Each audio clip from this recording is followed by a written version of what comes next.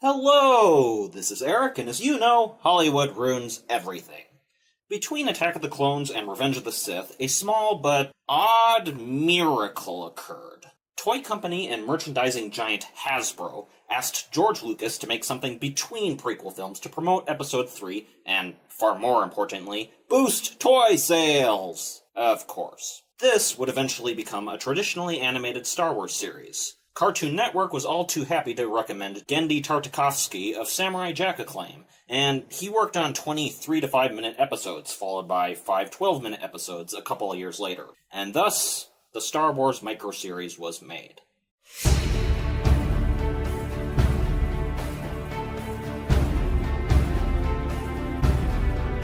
While there is 2 hours of footage, enough to make the microseries a film in and of itself, the way it is constructed as an episodic series is significantly different. Instead of being a perfectly flowing story, it is an anthology of the Clone Wars, starting with showing everyone going off to war and leaving behind their peaceful lives, and ending in General Grievous kidnapping Palpatine in preparation for Revenge of the Sith. I know that the Clone Wars series, created later, covers this same period of time, but I've never seen that, so I can't comment on that in comparison to this.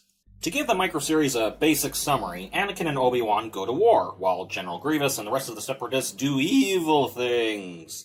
Meanwhile, other people do other stuff in other places during the war. I know that makes it sound lame, but honestly, this is some good stuff. The things that were lacking in episodes 2 and 3 are completely made up for here. The clone troopers are shown to actually be competent, but also to be real people. We get to see the many people in trouble and see our heroes help them out. We get to see the terrible escalation of conflict with horribly destructive weapons and feel invested in the conflict.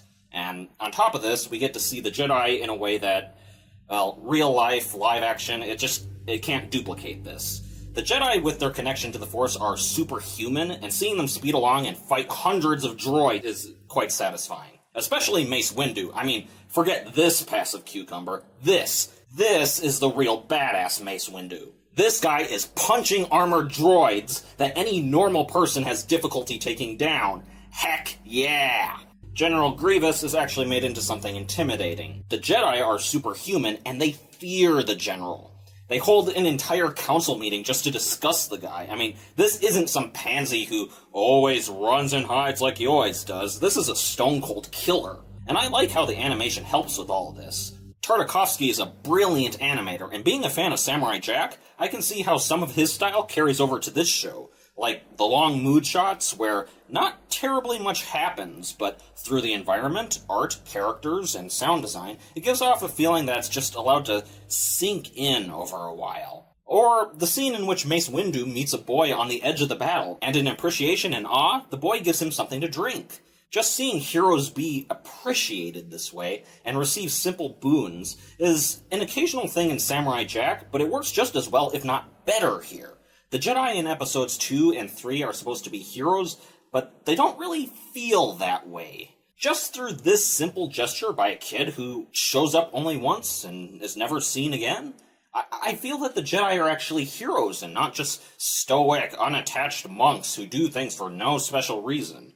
It resonates with my humanity. And these battles, Tartakovsky is a master at extended fight scenes. He can make these beautifully fluid battles that last a really long time, I mean, cinematically speaking, while keeping up the tension and interest the entire time. I sort of wish that I didn't know for sure that all these characters survive, so that I could actually fully immerse myself in these fights, but even so, I still really enjoyed them. Especially the ones that showed off the capabilities of the Jedi. I could watch this entire 6 minutes of Mace Windu demolishing an entire army again and again. I don't think I'd ever get bored.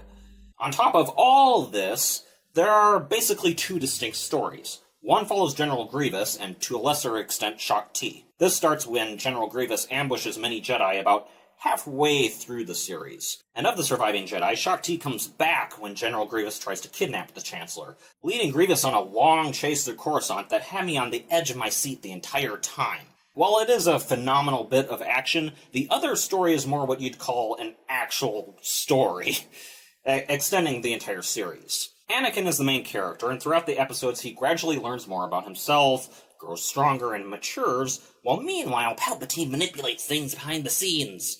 For example, Palpatine makes Dooku take an apprentice, Asajj Ventress, though I don't think she's actually named in the series itself. Anyways, he sends her after Anakin. She baits him into rashly coming to a faraway world, and, well, while Ventress is kind of a throwaway character to be defeated and never return, we're given a bit of knowledge about her. She overestimates herself, is arrogant and rash, and yet she's weak and she just absolutely hates it. It occurred to me while she and Anakin fought that she's basically him, only on the other side of the spectrum.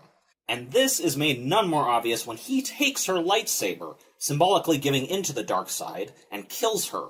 Because he is all the things she is. The only difference is that he doesn't give in to his anger. And that right there makes them equals, but when he gives in, he's far greater than she ever will be. And on top of this, later in the Jedi Council, Obi-Wan suggests that they skip Anakin's Jedi Knight trials and just promote him. He cites examples of how various things in the war were basically trials themselves, one of them being this fight with Ventress. I don't know what Palpatine knows, but I think it's suspicious that Anakin, who he keeps pushing towards greatness, gets to skip the trials because of several acts that just happen to be the result of Sidious's actions.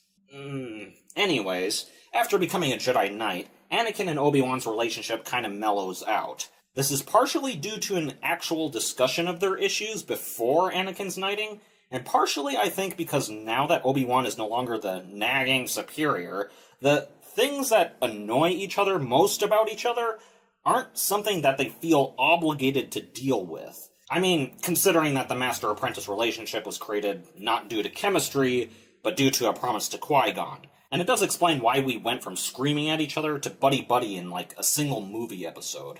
Though, really, that's still not something that should require things outside the movies to handle.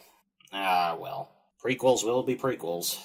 There's one trial in particular that Anakin doesn't experience, and that's the trial of the Spirit.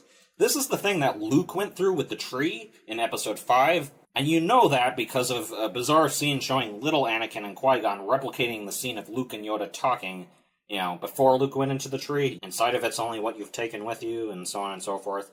The test is designed to look inside oneself and come to terms with the parts you like least. And in a really well-done scene, we're shown with no words that Anakin has a darkness within him. And that allows him to protect others and fight back the monsters. But the same darkness is what can make he himself a monster, and it will consume everything he loves if he lets it. And Obi-Wan comments afterwards that, Anakin, the most difficult trial a Jedi must face is to look inside oneself.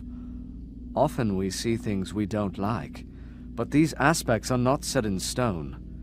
It is our decisions that shape our destinies. Of course, this is literally right before Episode 3, so because this part of Anakin's trials was so delayed, I think he never really gets a chance to really sort this out, and he becomes Darth Vader soon after. I'm sure Palpatine's responsible for the late trial as well. Palpatine's behind it all. So, overall, great animation, great sound design, great action, great story, great heart, and humanity. While some things weren't necessarily important to the overall plot of the show, like a side plot involving Yoda or this tentacle knight thing, I enjoyed every minute of it, and overall I'd probably put this right below A New Hope in terms of ranking Star Wars content.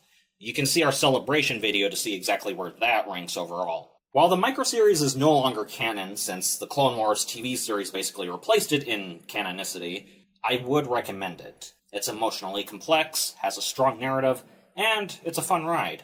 So that's the Star Wars Microseries. Have you seen it? If not, you should. Please leave your thoughts in the comments below. Don't forget to like, subscribe, and hit the little bell button so that you can receive notifications whenever we put out a new video. And have a nice day.